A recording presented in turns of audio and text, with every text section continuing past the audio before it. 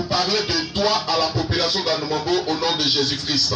Pour amener la population d'Anumambo, Seigneur, à comprendre et à connaître réellement qui est Jésus-Christ. Seigneur, beaucoup sont ceux qui ne connaissent pas encore Jésus-Christ. Beaucoup sont ceux qui ont entendu parler de lui. Beaucoup sont ceux qui vont à l'église, mais qui n'ont véritablement pas encore compris la réalité de l'évangile. Seigneur, nous sommes venus dans le but de leur parler de toi, au nom de Jésus-Christ de Nazareth. Amen. Lisons maintenant, lisons Ésaïe chapitre 61, verset 1 jusqu'au verset 4, papa, ou 6. Je lis la parole de Dieu d'Ésaïe 61 à partir du verset 1. Oui. L'Esprit du Seigneur, l'Éternel est sur moi. La Bible dit que l'Esprit de Dieu est sur moi. Car l'Éternel m'a oint pour porter de bonnes Dieu nouvelles nous a envoyés pour apporter de bonnes nouvelles aux malheureux. Quand quelqu'un est malheureux, c'est une bonne nouvelle qu'on peut apporter à cette personne. Je suis venu vous parler de celui qu'on appelle le véritable consolateur. Amen. Jésus-Christ est le véritable consolateur. Amen. Ce que tu vis dans ta maison, ce que tu vis dans ta chambre, la souffrance que tu es en train de vivre, si tu appelles Jésus dans ta maison, la Bible dit qu'il viendra pour t'apporter la consolation. Amen. Si tu vis dans le malheur, si tu es malheureuse ou malheureux, si tu appelles Jésus, il viendra pour t'apporter la consolation. Amen. Donc je suis venu te parler de celui qu'on appelle le véritable consolateur. Alléluia. Vous voyez, sur la terre, il y a beaucoup de consolation. Il y a beaucoup de personnes qui essaient de consoler. Mais la véritable consolation, celle que tu reçois et tu quittes définitivement dans l'échec, c'est Jésus seul qui peut t'apporter cette consolation. Amen. Donc je suis venu ce matin pour apporter la consolation à la vie de quelqu'un. Je suis venu te dire qui est la personne la mieux adaptée, la personne capable de te donner la consolation. Quand on dit que quelqu'un a besoin de consolation, c'est que tu souffres. Quand on dit que tu as besoin de consolation, c'est que peut-être que tu es malade.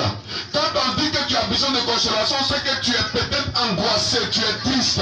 Mais Jésus veut transformer ta tristesse en joie. Amen. Donc il dit, Dieu m'a oint pour apporter une bonne nouvelle aux malheureux. Continuons. Il m'a envoyé pour guérir ceux qui ont le cœur brisé. Il m'a envoyé pour guérir ceux qui ont le cœur brisé. Si aujourd'hui ton cœur avait été brisé, Jésus dit il vient dans le but de reconstruire ton cœur, de guérir les blessures qui sont dans ton cœur. Donc Jésus a la capacité de guérir les blessures qui sont dans le cœur de quelqu'un. Continue. Pour proclamer aux captifs la liberté. Pour proclamer aux captifs la liberté. Et aux prisonniers la délivrance. Et aux prisonniers la délivrance. Pour publier une année de grâce de l'Éternel. Publier une année de grâce de l'Éternel. Et un jour de vengeance. Un jour de vengeance pour notre Dieu. Amen. Amen. Je voudrais vous parler d'un homme. Le monsieur, son histoire se trouve dans la Bible. Et il s'appelle Zachée. Zachée était un homme qui avait un travail. Zachée était un homme qui vivait sa vie. Il était marié et il avait certainement des enfants. Mais Zachée n'avait pas la paix dans le cœur. Zachée n'avait pas la consolation. Zachée avait des problèmes terribles. Donc Zachée cherchait la solution. Tu es peut-être comme Zachée ce matin. Tu as un bon travail. Tu as un bon commerce. Tu es une femme qui est dans une bonne position. Tu es un homme qui est dans une bonne position. L'argent n'est pas un problème pour toi. L'argent ne te manque pas. Mais tu n'as pas la paix du cœur. Tu ne dors pas. Tu n'arrives pas à être tranquille. La tranquillité n'est pas ton partage. Zachée était un homme de cette manière. Il avait tout, mais n'avait pas la paix. Il avait tout, mais il ne dormait pas. Il avait de belles voitures, mais il ne dormait pas. Son commerce marchait, mais il ne dormait pas. Sorte de difficultés. Ce Zachée-là, il avait effectivement tout ce que vous voulez avoir. Tout ce que vous voulez après. Zachée n'avait pas la paix. Il lui manquait une chose. Malgré tout ce qu'il avait, il lui manquait une chose. Et c'était la meilleure des choses qui manquaient à Zachée. Il n'avait pas la paix. Zachée avait toutes sortes de soucis. Zachée n'arrivait pas à dormir. Zachée était malade. Il cherchait la guérison. Il partait d'hôpital en hôpital. Et il n'avait pas obtenu la guérison. Il avait des soucis. il cherchait des amis pour lui donner des conseils. Mais on ne lui donnait jamais de bons conseils. Zachée avait des problèmes. Malgré tout ce qu'il avait, il était du matin au soir assis dans le maquis. Zachée s'était transformé en ivrogne. La vie de Zachée s'est dégradée chaque jour. Zachée avait son commerce. Son commerce marchait bien. Mais le problème c'est que quand Zachée finissait de faire son commerce, quand il partait à la maison, la paix n'était pas dans son cœur. Zachée n'avait pas la tranquillité. Zachée était en train de traverser des moments difficiles comme tu es en train de traverser les moments difficiles. Zachée traversait les moments difficiles comme toi aujourd'hui. Mais Zachée a recherché une personne. Et cette personne c'était Jésus-Christ. Zachée savait qu'aucun homme ne pouvait lui donner la solution à son problème. Zachée savait que ce n'était pas le maraboutage qui pouvait lui donner la solution à son problème. Zachée savait que ce n'était pas l'alcool qui pouvait lui donner la solution à son problème. Il savait toutes ces choses-là.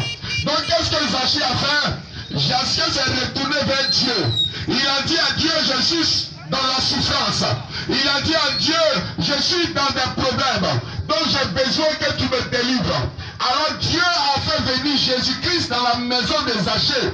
Et ce jour-là, Zachée a eu la délivrance. Je ne sais pas ce que tu es en train de vivre. Je ne connais pas la situation dans laquelle tu te trouves. Mais il ne faut pas te retourner vers les hommes. Il faut chercher Dieu. Mais Dieu, on le cherche en donnant sa vie à Jésus-Christ. Alors ce soir, il faut que les hommes dans Numombo, les femmes dans Numombo commencent à se tourner vers Jésus-Christ.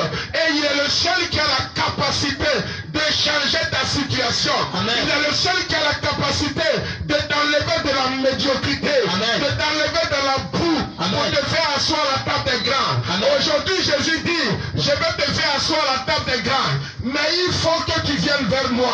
Dieu dit quoi? Je suis à la porte de ton cœur. Je suis là et je suis en train de taper à la porte de ton cœur. Je vais rentrer dans ta vie. Je vais faire de toi mon ami. Je vais faire de toi mon ami. Et je vais changer ta vie.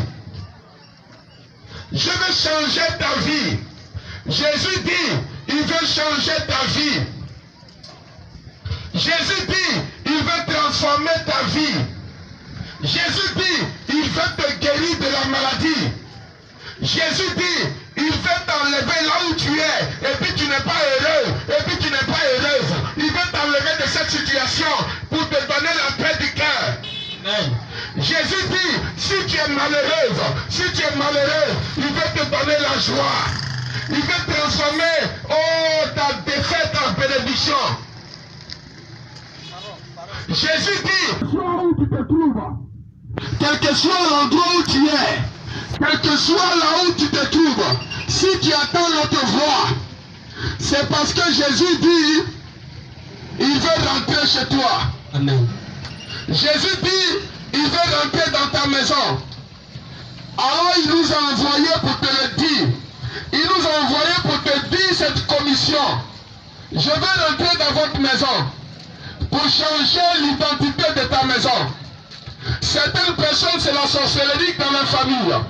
C'est la maladie dans la famille. On vous annonce la mort chaque jour. Tu viens de perdre tel parent. Tu viens de perdre telle personne. Chaque jour, c'est le décès qu'on t'annonce. Chaque jour, c'est la mort qu'on t'annonce. On t'annonce jamais de bonnes nouvelles. Ce sont des mauvaises nouvelles qu'on t'annonce à chaque fois. Jésus dit, il veut transformer les mauvaises nouvelles en bonnes nouvelles. Amen. Il veut arrêter l'esprit de mort dans ta maison. Amen. Il veut arrêter l'esprit de la sorcellerie dans ta maison. Amen. Il veut arrêter ce qui crée le dégât, le problème dans ta maison. Amen. Donc écoutez aujourd'hui ce que le Seigneur vous dit. Ce n'est pas une question de religion, mais c'est une question de Jésus-Christ. Nous sommes là et non pas pour parler d'une église, non pas pour parler d'une religion, mais nous sommes là pour parler du sauveur de l'humanité. Le sauveur de l'humanité. Celui qui est mort sur la croix pour toi. Amen. Celui qui est ressuscité pour toi. Amen. Celui qui a donné sa vie en sacrifice pour toi. Amen. C'est pour lui que nous sommes là aujourd'hui. C'est pour lui que nous sommes en train de vous interpeller aujourd'hui sur cette prière. Si tu entends la voix aujourd'hui, si tu entends la parole de Dieu aujourd'hui, il ne faut pas fermer ton cœur. Car Jésus a besoin de toi maintenant. Amen. Jésus a besoin de toi maintenant. Amen. Jésus veut que tu viennes de son côté. Il veut être ton ami. Il veut que tu sois son ami. Il veut que tu lui ouvres son cœur.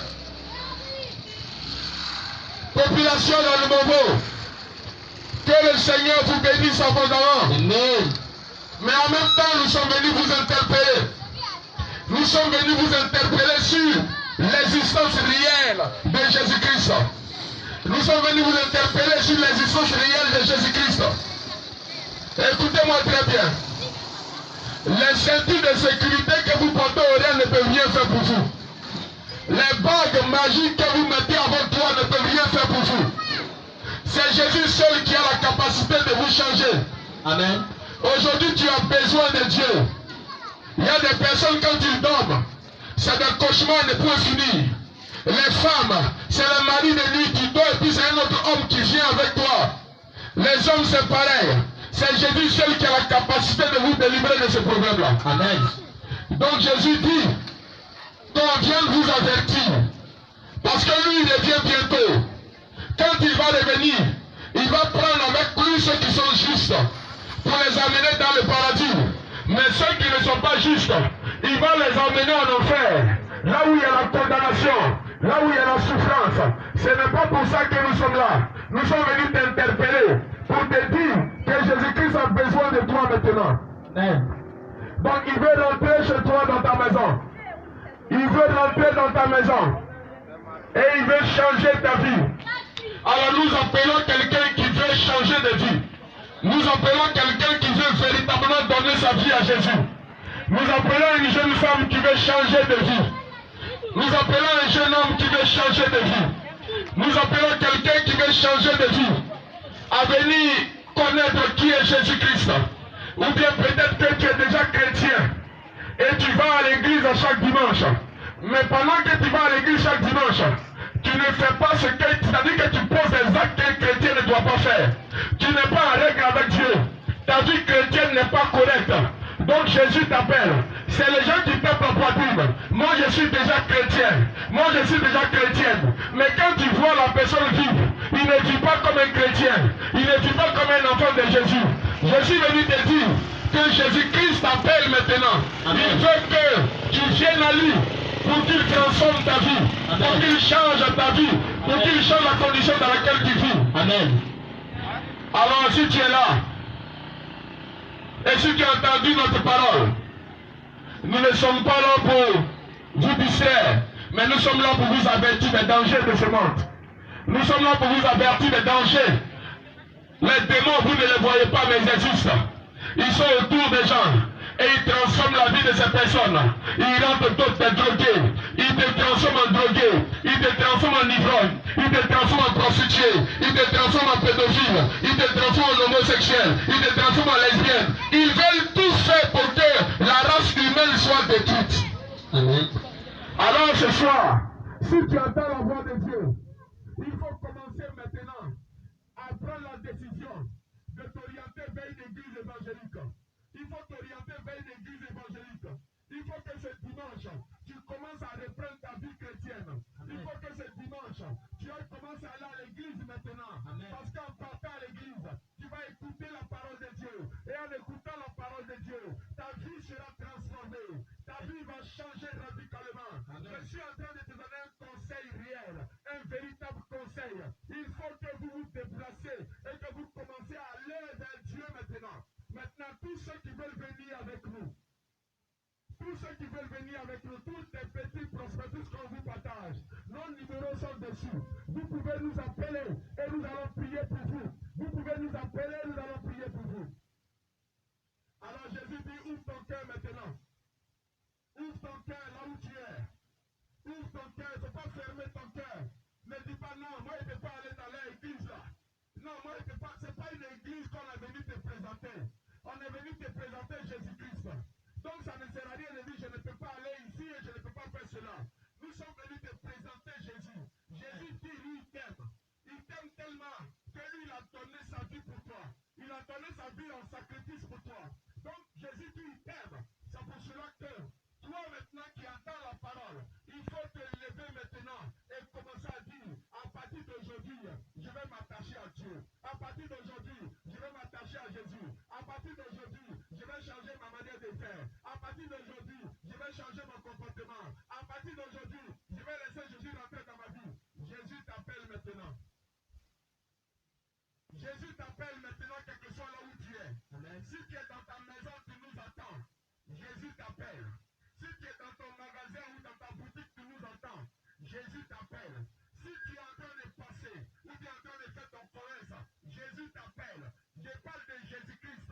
Il t'appelle. Il veut changer ta vie. Il veut te sauver. Il veut te guérir. Il veut te consoler. Si tu avais la tristesse dans ton cœur, appelle Jésus ce soir. Appelle Jésus maintenant. Et il va te changer. Il va te transformer. Et il va bénir ta vie maintenant. Que le Seigneur vous bénisse. Amen. Nous allons nous arrêter ici ce soir.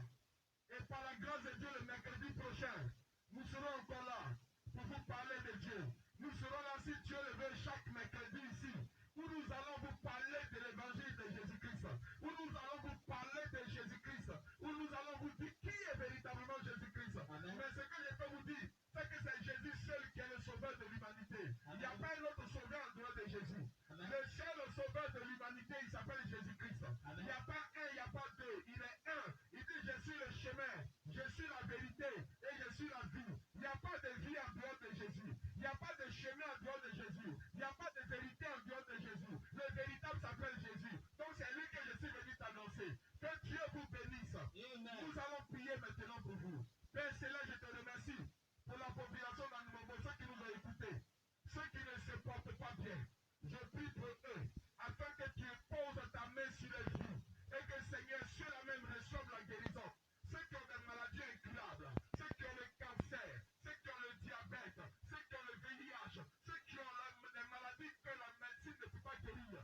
Père, je prie que tu guéris ces personnes au nom de Jésus. Quel que soit l'endroit où ils se trouvent, étends ta main et guéris-les.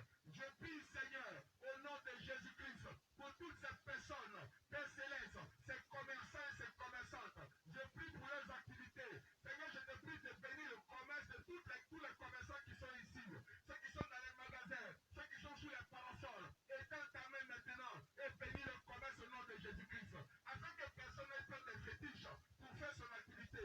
Seigneur, étends ta main et bénis-le. Je prie pour tous ceux qui sont là, qui nous ont écoutés, tous ces passants. Je prie pour eux, afin que la main de Dieu soit posée sur eux, afin que la grâce de Dieu soit posée sur eux. Seigneur, merci de bénir ce moment-là. Que tous ces lieux, Seigneur, soient barricadés par la puissance de Dieu. Que tout ce que les démons ont prévu, que tout ce que les démons ont fait, je détruis cela au nom de Jésus-Christ.